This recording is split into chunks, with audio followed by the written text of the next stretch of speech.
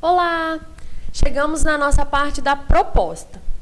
A parte da proposta, ela é um pouco maior, então eu vou dividir em dois tópicos. Vamos colocar um tópico de proposta e o outro tópico continuação da proposta, ou proposta 2, ok? É porque, para a gente evitar se estender muito.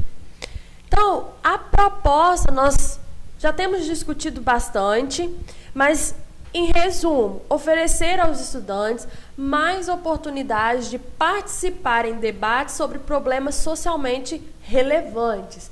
Então, é trazer um problema relevante para a minha sala de aula e fazer com que os meus alunos busquem uma solução, fazer com que os meus alunos pensem, discutam, desenvolvam a autonomia na busca de um conhecimento, consolidar o aprendizado mediante a cooperação, a responsabilidade com o grupo, porque um trabalho em grupo, ele vai envolver muito mais do que produzir um produto final.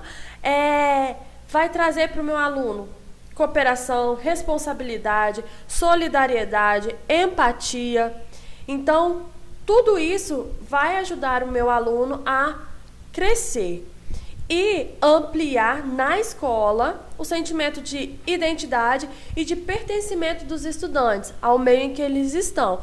Pertencimento àquela escola, pertencimento àquela sociedade e se sentir também responsável pelo meio em que ele vive.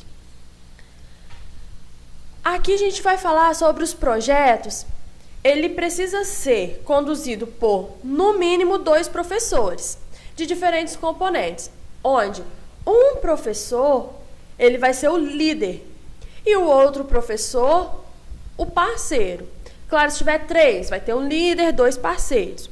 O professor líder, ele vai coordenar o planejamento, o andamento até a conclusão daquele projeto.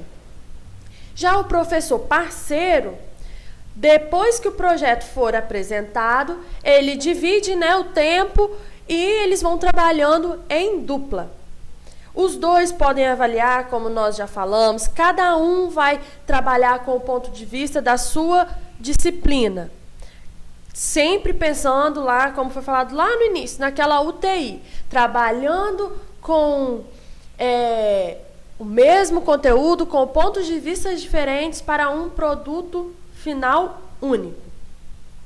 O professor parceiro, ele é corresponsável pelo planejamento, pela realização e pelos procedimentos de avaliação do projeto. Bom, agora vamos para a estrutura. Os projetos seguem uma metodologia investigativa, cujo objetivo é instruir os alunos a obter informações em fontes variadas. Eles vão trabalhar em grupos, chegar a resultados para compartilhar não só com a turma, mas também com as outras turmas da escola ou até mesmo com a comunidade a que pertence. Então, o projeto, ele é isso, é fazer uma pesquisa e o produto final ser apresentado não só ali na turma, mas ser apresentado para a escola e também para a comunidade a que o aluno pertence. Bom, o projeto, ele tem a apresentação, é o momento de aproximação com o tema, o professor vai trazer a problematização inicial, uma questão norteadora, os objetivos, a justificativa, o plano geral. E, como a gente já falou, é muito importante que os alunos estejam sempre atentos às anotações. Eles precisam estar sempre anotando para que, sempre que necessário, voltar aos combinados que foram feitos na apresentação, voltar à pergunta lá, a questão norteadora, voltar ao objetivo geral daquele projeto, para que não se perca ao longo do processo. E também que uma anotação incompleta ou a falta de uma anotação não desestimule o meu aluno a continuar no processo de aprendizagem.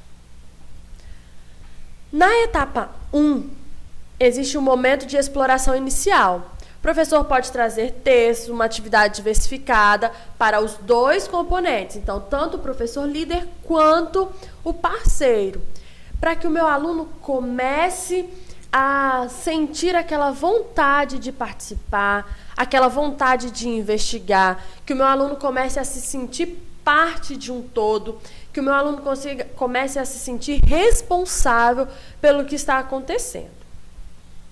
Na etapa 2, vem as orientações gerais e proposta de investigação para ser desenvolvida em grupo. Lembrando a importância de anotar, de estimular a anotação por parte dos alunos. Então, aqui vamos fazer as orientações de maneira geral, as propostas de investigação, o que vai ser desenvolvido em grupo. Na etapa 3, na última etapa, vai apresentar o produto final e fechar, concluir a avaliação. Bom, a preocupação básica de todo o projeto, de tudo que a gente tem feito, é o envolvimento dos alunos com o tema. Então, eu preciso, lá quando eu for fazer a minha apresentação, eu preciso fazer com que o meu aluno ele tome o gosto pelo aquele tema, fazer com que o meu aluno se sinta parte do que vai acontecer, que o meu aluno se envolva. Já na etapa 2, quando existem essas orientações gerais e a proposta de investigação, eu preciso trazer para os meus alunos algumas atividades individuais para que ele leve para o grupo-alvo, para evitar que aquilo de eu não vou fazer porque o meu colega vai fazer, para evitar que isso aconteça, para que todos eles levem algo para o grupo. Talvez ainda lá na etapa 1, quando é apresentado um texto, talvez textos diferentes que remetam ao mesmo assunto. Então, fazer com que eu tenha tarefas individuais que precedem as tarefas em grupo, para que não tenha, como fala aí no texto, o círculo vicioso de trabalho onde só alguns alunos atuam e os demais garantem o sucesso em cima dele. Bom, então como eu disse que essa parte eu iria dividir a parte da proposta em 2 para não ficar muito extenso, porque é uma parte assim como todas as outras, importante de ser entendido, de ser discutido, de ser revisto. A gente vai parar por aqui essa primeira parte, onde apresenta-se a proposta, ela está dividida na apresentação, na etapa 1, etapa 2 e etapa 3, ok? Então, até o nosso próximo tópico. Um abraço.